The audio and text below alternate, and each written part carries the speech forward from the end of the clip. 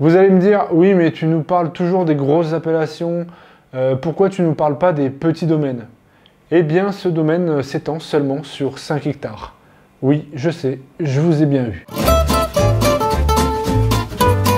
Chez les vignerons, il y a plusieurs catégories. Vous avez les poètes, les traditionalistes, les visionnaires ou même les je m'en foutistes. Et puis vous avez aussi les passionnés, les artistes et les besogneux. Yannick, c'est un peu les deux derniers, un genre de besogniste si vous voulez, et même si vous voulez pas d'ailleurs. Il découvre l'amour de son métier à l'âge de 10 ans, fasciné par le travail en cave et cette lente et incertaine transformation du raisin en vin.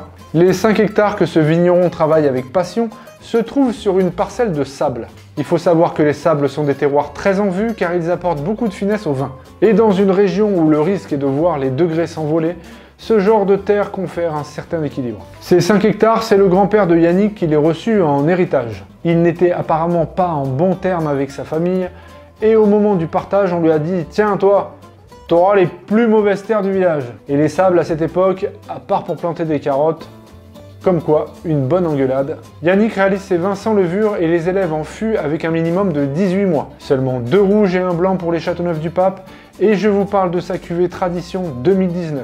C'est évidemment la finesse qui interpelle au premier abord, avec une bouche caressante, une bouche qui vous fait la danse du ventre. Le toucher est aérien, la tenue est impeccable, les tanins forment un petit tapis et s'allient à une fraîcheur intense pour maîtriser la puissance de ce millésime.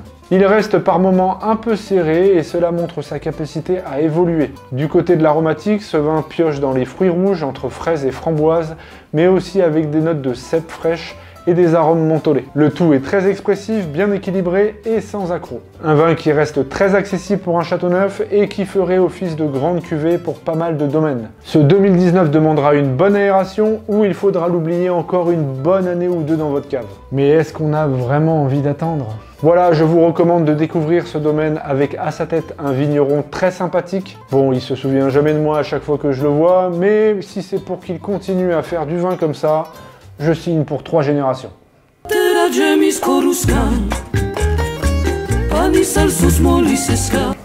Moi en tout cas sur les sables, j'aurais fait pousser des carottes.